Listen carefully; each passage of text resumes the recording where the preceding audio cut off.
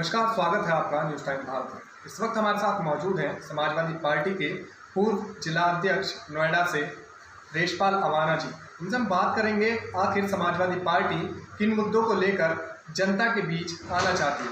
जी, विधानसभा चुनाव आने वाले हैं तो समाजवादी पार्टी किन मुद्दों को लेकर मैदान में आएगी। जो समाजवादी पार्टी का कार्यकाल 2012 से 2017 के बीच में रहा है, जो समाजवादी पार्टी ने, हम चूँकि यहाँ के स्थानीय तो नोएडा की बात करेंगे, यहाँ पे जितना भी आज तक विकास का कार्य हुआ सिर्फ समाजवादी पार्टी में हुआ। जितने अंडर पासिस हो, चाहे रोड हो या शिक्षा को लेके हो, या गवर्नमेंट जो आज कोविड-19 के नाम से जो हॉस्पिटल योगी जी जिसका फीता काट के गए हैं या वो उसके बनने का, वो सब काम समाजवादी पार्टी के कार्यकाल में रहा। समाजवादी पार्टी की सरकार ने किया है। जब से समाजवादी पार्टी की सरकार यहाँ से उत्तर प्रदेश से गई है और भारतीय जनता पार्टी की सरकार आई है, कोई विकास का काम नहीं हुआ। तमाम जो काम हमारी समाजवादी पार्टी की सरकार ने किए हुए थे उन्हीं के फीते काटे हैं, और जो उनके रुके हुए काम थे उनको भी कोई गति देने का काम नहीं किया है।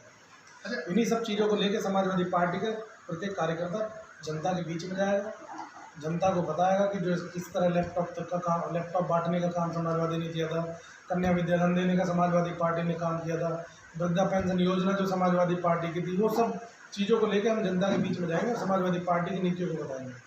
अच्छा, ये तो समाजवादी पार्टी के काम है, लेकिन आप किन मुद्दों को लेकर काम करते हैं जनता के बीच? हम भी समाजवादी पार्टी के मुद्दों को लेके काम कर रहे हैं, और जो समाजवादी पार्टी ने यहाँ पे काम किया उन्हीं कामों को लेकर जनता के बीच में जा रहे हैं। जनता को सिर्फ हमने ये बताना कि इन्होंने अपने पूरे 5.5 साल में जो जनता को बहकाने का काम किया है, जो जनता को हिंदू मुस्लिम पे लड़ाने का काम किया है, कोई विकास का काम नहीं किया, कोई रोजगार का काम नहीं किया।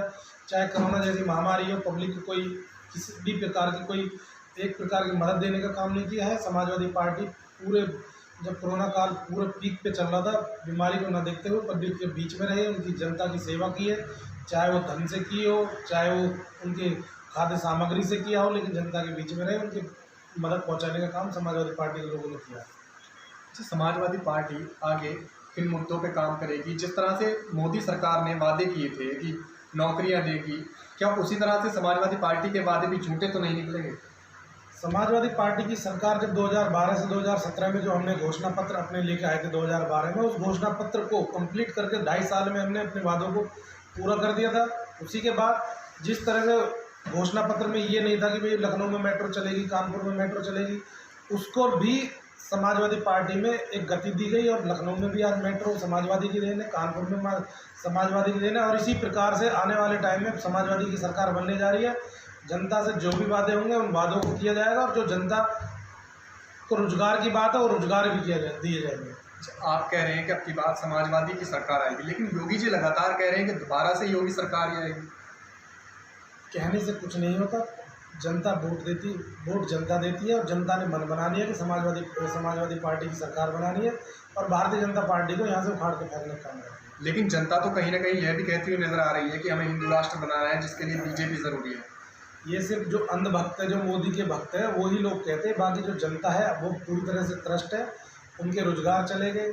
जो लोग 60,000 या 50,000 की सैलरी पे काम करते थे, आज वो 10,000 15,000, उनके बच्चे घर बैठ गए। ना उनको शिक्षा में वो मदद कर पा रहे हैं, ना वो बच्चों की पढ़ाई में मदद कर पा रहे हैं, ना रोजगार में मदद कर पा रहे हैं, किसी प्रकार की कोई मदद नहीं कर पा रहे हैं। अच्छा, आप गुर्जर हैं, तो एक अभी मूर्ति का अनावरण हुआ था, सम्राट मिहिर भोज की मूर्ति का अनावरण, जिसके बाद से गुर्जरों में और ठाकुरों में विवाद चालू है।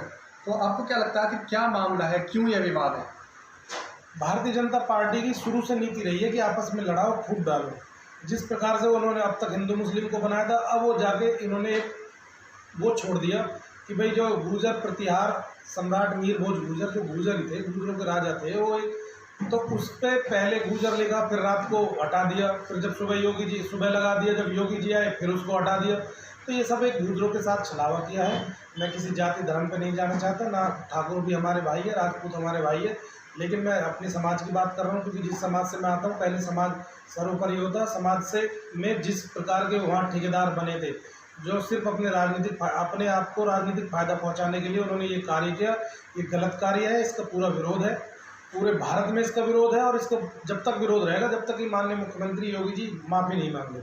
लेकिन इसमें भी तो समाजवादी के कार्यकर्ताओं का भी नाम लिया जा रहा है। किस लिए लिया जा रहा है? योगी जी के नाम पर काली वोट लेगी।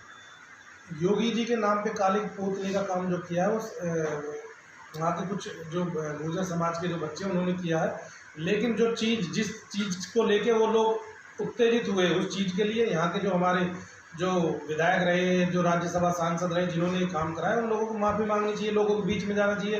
अरे तुम अपने समाज के नहीं बन पाए तो तुम आम जन के क्या बनोगे।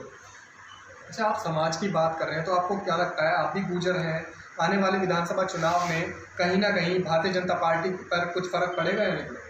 जिस प्रकार से उन्होंने हमारे महापुरुष का ये अपमान किया है और जिस प्रकार से उन पे जो नाम को हटाया गया है और एक बार भी भरे मन से किसी ने भी गुर्जर प्रतिहार पूरा नाम नहीं लिया, तो इन सब चीज़ों से समाज में बहुत रोष है। समाजवादी पार्टी के साथ है, समाजवादी पार्टी समाज के साथ है और इस बार समाज पूरी तरह से भारतीय जनता पार्टी का बहिष्कार करने को तैयार है। अच्छा, तो आपको क्या लगता है आपकी बार समाजवादी पार्टी किस तरह से आएगी सरकार?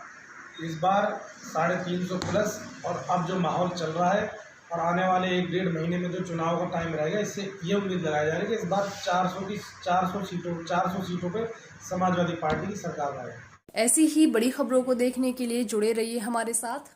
News time Bharat.